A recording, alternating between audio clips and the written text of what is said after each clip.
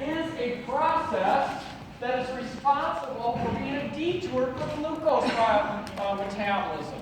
So remember I told you that if you have a lot of energy, phosphoglucokinase is going to shut down. Well, that doesn't mean that hexokinase shuts down. The glucose 6-phosphate can go to a different fate, and one of the fates is the pentose phosphate pathway.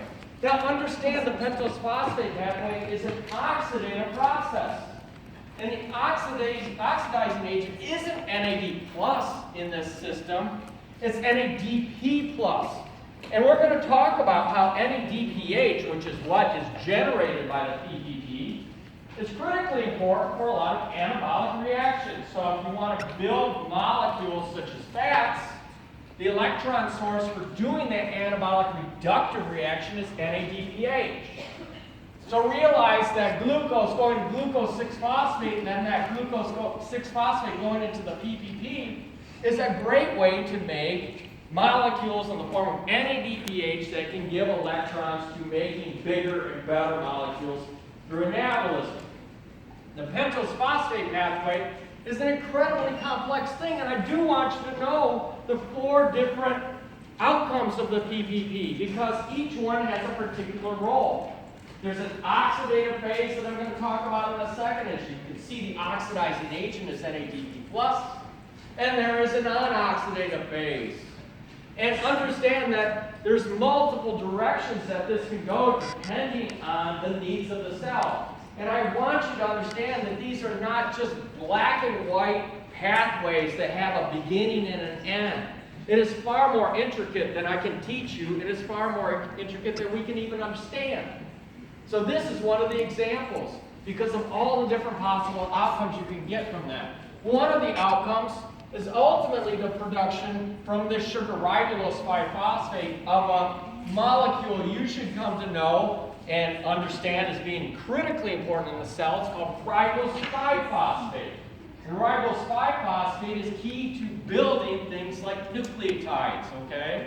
It's the foundation of nucleotides for RNA and deoxyribonucleotides for DNA. So this pathway is not only important for making molecules such as NADPH for anabolism, it's also important for making building blocks. So you can imagine this pathway is going to be really important to be on if you have enough energy but you want to go through anabolism. So in some ways, understand that it kind of corrupts glycolysis. I told you glycolysis is all about making energy through metabolism. But here I'm saying you can take this little detour, go through the pentose phosphate pathway, and instead of going on to make pyruvate to make energy, you can make electrons, you can make building blocks, and so on. So the pentose phosphate pathway is dependent on carbon shuffling steps, and this is particularly important for the non-oxidative phase of the pentose phosphate pathway. And there are 2 types of enzymes that are involved in that, transketolases and transaldylases. The transketolases move 2 carbon units. The transaldylases move 3 carbon units, as the name implies. So there's different roles of these 2 molecules that I really want you to understand. First of all, NADH. We've talked about this molecule many times already. This is in the reduced form, and NADH is an electron source to drive ATP formation. NADPH, on the other hand, is not necessarily used for energy production. It is used for anabolism, meaning reductive biosynthetic processes, and very importantly, to limit oxidative damage, because if you remember, we talked about how the buildup of things such as hydrogen peroxide are ultimately toxic to the cell and can kill you. That's radiation poisoning, right, that we talked about before. You need a large supply of NADPH in your cells in order to oppose this oxidative damage, because that NADPH donates electrons to those reactive oxygen species and causes them to not be harmful anymore. So the pentose phosphate pathway is key to making that NADPH, not only for anabolism, but also for making NADPH for limiting oxidative damage.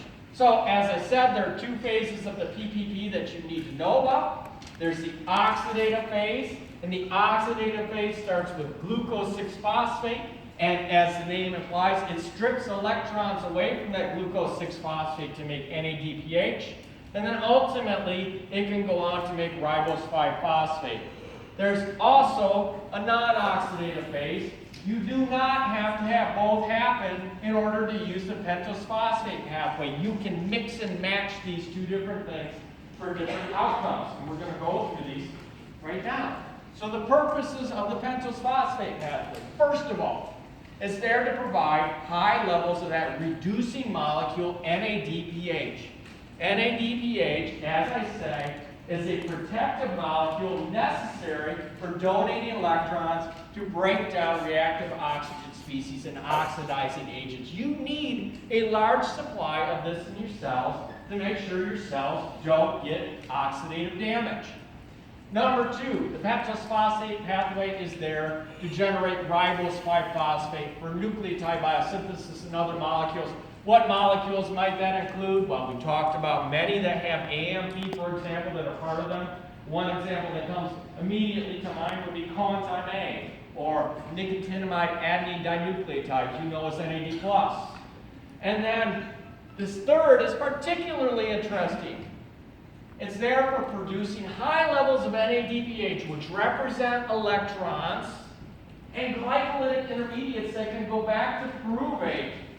NADPH and pyruvate are critical building blocks for making biomolecules. Because look at pyruvate. As you know with pyruvate dehydrogenase, pyruvate can go on to make acetyl-CoA. And I'm telling you that if I have a source of electrons and I have a source of acetyl-CoA, I can make fats.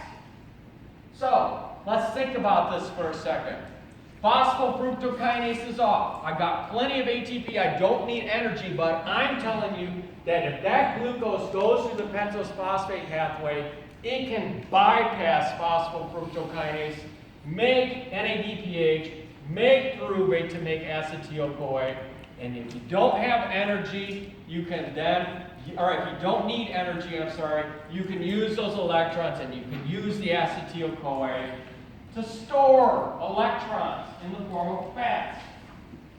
So there are 4 different potential outcomes of the pentose phosphate pathway that you need to be able to explain on a test. I find this particularly fascinating. So I could take the glucose. I can make glucose 6-phosphate. And I can take that glucose 6-phosphate and I can run it through. Well, I got this backwards, sorry. I'm starting with the wrong one, sorry. Number 1, I can run this backwards. You can't see. I can take, that's my excuse, okay, and I'm sticking to it.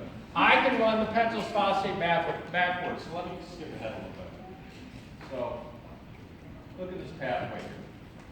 Say that I got a lot of glyceraldehyde 3-phosphate building up, right? Glyceraldehyde 3-phosphate, you know, is a glycolytic intermediate, right? It's an entrance point. You're going through the back part of the pentose phosphate pathway, and through a series of carbon shuffling steps, 2 and 3 carbon shuffling steps, I can take that glyceraldehyde 3-phosphate and I can turn it into ribose 5-phosphate. So that's one potential path of the pentose phosphate pathway. So that's number 1. So we produce high levels of ribose 5-phosphate. It's not starting at glucose. It's starting at glyceraldehyde 3-phosphate. We're not making NADPH. This is exclusively non-oxidative phase. The second one is we start at glucose. We go through the oxidative phase to make NADPH. And we terminate away from glycolysis to make ribose 5-phosphate. That combines the oxidative and non-oxidative phase. This would be on if you needed anabolism. Anabolism is going to need a source of electrons, and it's going to need this biomolecule for building things such as ATP, GTP, and so on. Number 3, very interesting, actually related to a disease that I'm going to tell you about in a second. Production of high NADPH. The glucose 6-phosphate is completely oxidized to carbon dioxide. What does that mean? Instead of that glucose 6-phosphate ultimately going to a destination such as ribose 5-phosphate, It just keeps cycling through the pentose phosphate pathway over and over again until all of the 6 carbons associated with the glucose are given off as carbon dioxide. So here's another way in which glucose can be oxidized to carbon dioxide. Why would you need this process? Why would you need step 3? This is key to a cell being able to have high levels of NADPH around. High levels of NADPH are necessary when a cell is exposed to oxidative stress. So this is a defense mechanism for the cell. And then finally, number 4, we make high levels of NADPH, which are electrons for reducing reactions. And then we go back into glycolysis at glyceraldehyde 3-phosphate in order to take and make those electrons and that biomolecule into something like fatty acids, okay? So 4 different outcomes with this pathway. So, what are the cellular needs for NADPH? Reductive biosynthesis, anabolism. We build things. How do you build things? You make bigger molecules by adding electrons to them. We make sugars. You've seen that gluconeogenesis is a reductive process, right? NADH adds electrons to the molecule to make glyceraldehyde 3-phosphate. You're going to see that building fatty acids is a reductive process in which you add electrons to larger and larger fatty acid tails. Why do we do that? Because as I've told you over and over again, we don't store energy in the form of ATP. We store energy in the form of electrons. What better way to do that than to put those electrons into highly reduced molecules such as fatty acids? The pentose phosphate pathway is a way to strip electrons away from biomolecules so they can be added to molecules such as fatty acids. So fatty acid biosynthesis is reliant on this, and this occurs largely in the adipose tissue. Cholesterol biosynthesis, which we'll talk about a bit. Amino acid biosynthesis is a reductive process that requires electrons. And of course, nucleotide biosynthesis. And then the other role for NADPH that you better know about is detoxification. Taking care of reactive oxygen species in the cell, which are incredibly destructive. NADPH is used to keep glutathione around in the reduced state. Glutathione is one of your greatest defense mechanisms in the cell for reactive oxygen species. This molecule, when it encounters a reactive oxygen species, will donate electrons to that ROS and make it to where it's not toxic anymore. The only way to regenerate this glutathione to where it is now back at the reduced state is to add electrons to it. That comes from NADPH. So here's a role for glutathione.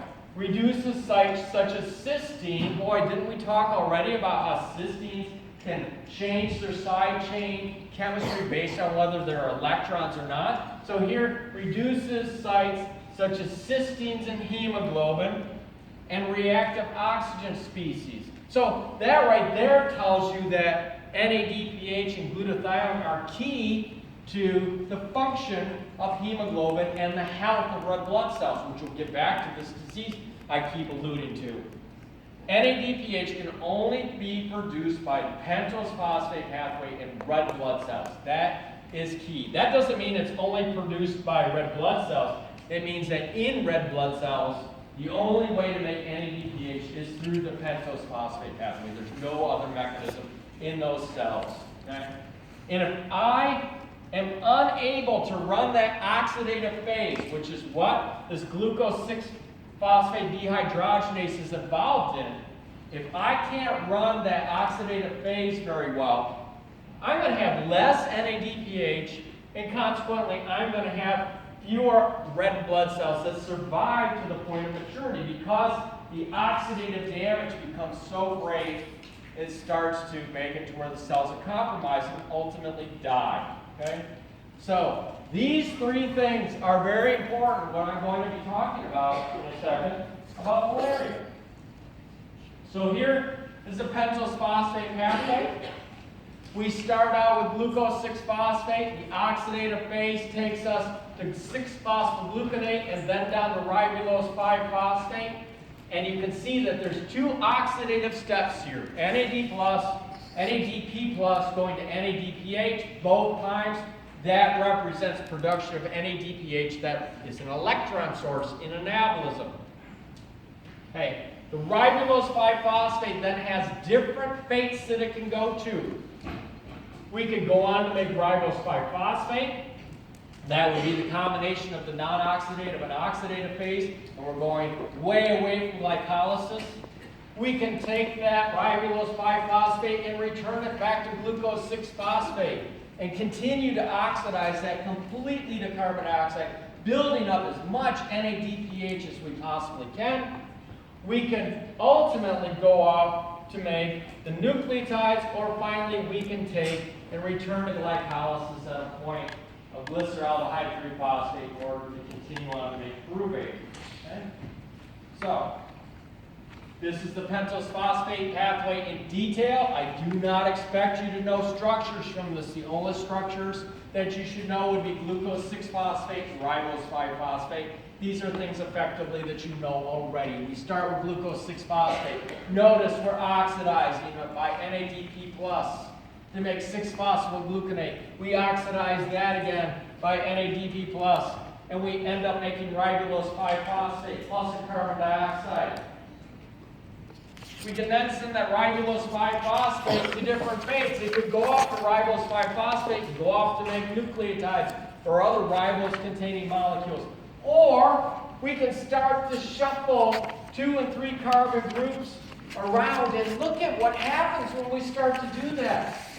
Do you recognize this molecule from anywhere? I can't see it, so I don't, but hopefully you do. Where have you seen glyceraldehyde 3-phosphate before? Glycolysis. And is glyceraldehyde 3-phosphate not something, so I'm trying to say, isn't it something that occurs after phosphofructokinase? Yeah. So have we now seen that we've gone from glucose 6-phosphate to a point after phosphofructokinase, which is glyceraldehyde 3-phosphate, and that glyceraldehyde 3-phosphate can keep going all the way down to pyruvate? Is that true? So even though phosphofructokinase is shut off, which is what happens when there's enough energy, I can still get around that. I can corrupt glycolysis and actually make it participate in anabolism. Now, of course, that is not going to be happening if we need energy, right? If you have low ATP, of course you're not going to screw around and send your carbon through the pentose phosphate pathway, because who cares about whether you're going to generate electrons if you need energy in the form of NADPH? You need to make pyruvate as quickly as possible. So this is only going to happen if the phosphofructokinase is shut down. We then can take this and shuffle it back, and look at what we make here. Fructose 6-phosphate. Now, where might you think that might play into? Would it play into continuing the oxidative phase, or might it play into the non-oxidative phase feeding into glycolysis? Of course, if phosphofructokinase is shut down, this is a dead end in terms of glycolysis, right? So if I make fructose 6-phosphate, it can then go back to glucose 6-phosphate, and you can continue to send that carbon again and again and again around and around and around into the oxidative phase. I'm generating electrons to protect the cell against oxidative damage. So, there are people out there that have glucose 6-phosphate dehydrogenase deficiency. So the enzyme necessary for generating NADPH in the oxidative phase of the pentose phosphate pathway, there are people that have mutations in them that make it to where this enzyme doesn't work very well. And most of the time it's not a problem, and in fact it's an advantage to them in some circumstances, which we'll talk about in a second.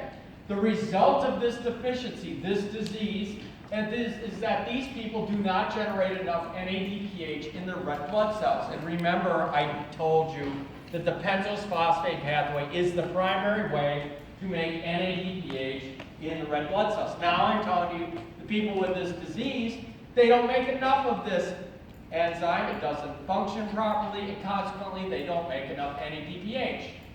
And consequently, they are in some ways susceptible to damage for reactive oxygen species, and in the end, because they can't keep a supply of reduced glutathione around, these people end up resulting in having the red blood cells die before they ultimately reach maturity.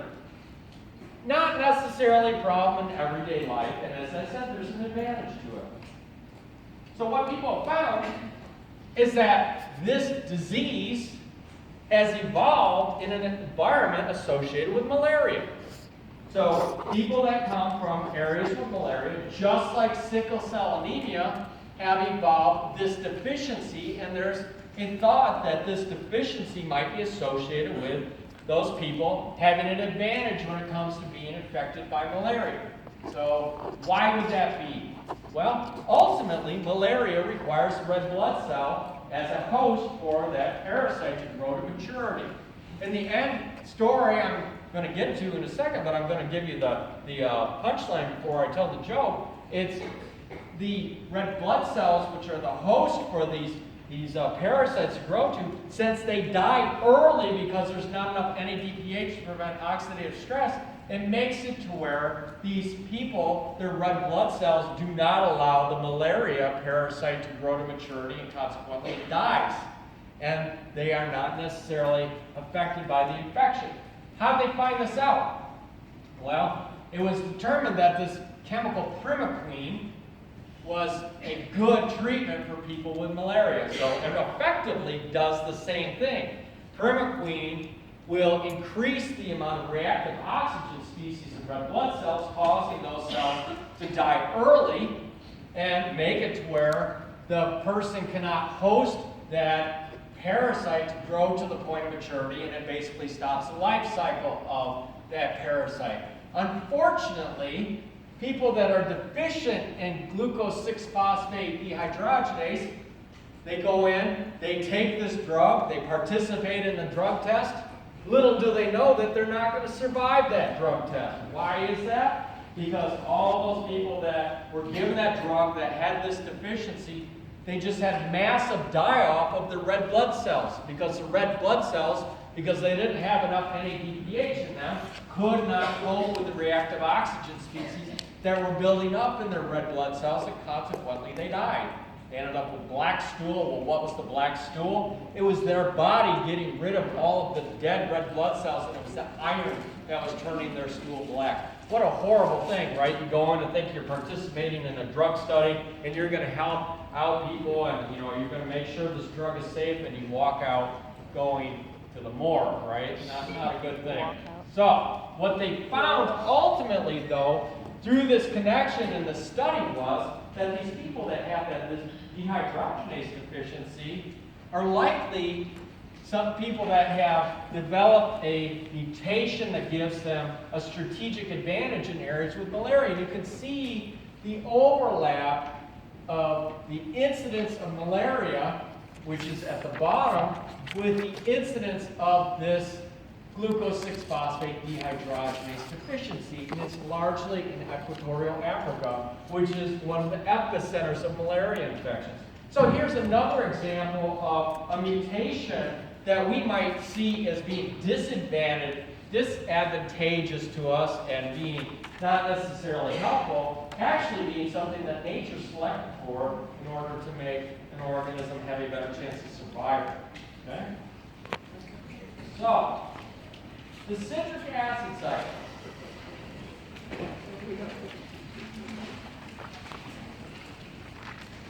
Dang, I need to do something with my hair, so should have got the flat iron out this morning or something, and I could have denatured these proteins, right? So, sadly, does anybody have gray hair out there? Anybody? Nobody's got old enough to have gray hair? So you just wait. You just wait till when you hit my age. And I swear, in about 10 years, my hair is going to look like this. When you get to be my age, you start to see not only gray hair, but you see gray hair sticking straight out when everything else is laying down, because it's like 10 times thicker than everything else. So you know, if you come back in 10 years or maybe 20 years and your children take this class, and I'm still teaching it at UCR, I probably will really look like this. So, and if you do, call me out back and shoot me, okay? So. Oh, you're all like that. Oh, wow. You do it now? Do I get extra points? Extra points, yeah. Confetti gun? Yeah. No guns on campus, no. I really don't want the police coming here for anything. All right, citric acid cycle, also known as the Krebs cycle, also known as the tricarboxylic acid cycle. What is this? This is the payoff. This is where you take these molecules and break them down for energy and strip electrons away from them. This takes that 2 ATP that you get out of glucose and you end up getting 30 to 32 ATP. This is where you get most of your energy. I should do this, shouldn't I? I mean, I'm constantly in my mind. Does anybody have any special talents that they'd like to share with the class? Special talents? No. Anybody? I had a beatboxer once. I've had a break dancer in my class. I had somebody that can moonwalk. I can take 5 minutes. Anybody? You guys are all a bunch of talented people. Is that what it is?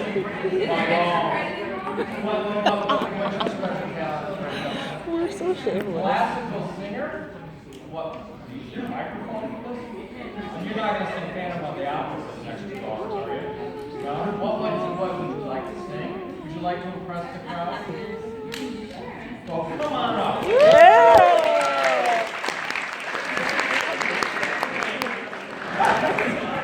What are we going to be treated to today? Italian. Does anybody speak Italian? Make sure she said it right. Go ahead.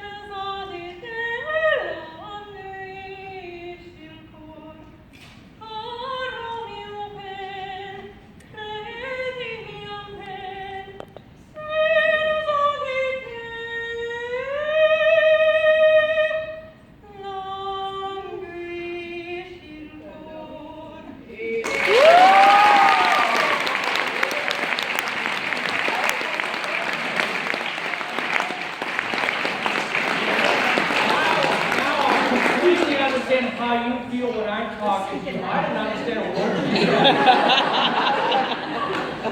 Does anybody else have special talents they'd like to share? I'm not going to go after her. I'm not going to go after her. What's your special talent, Michael? Is it outside? By the way, Ashley says you need to get a new car. Do you have a special talent? Besides being annoying? Anybody else have a special talent? You guys have no talents you want to share? No break dancers out there? No? No dancers? Nobody can copy like us out? Nothing? Oh,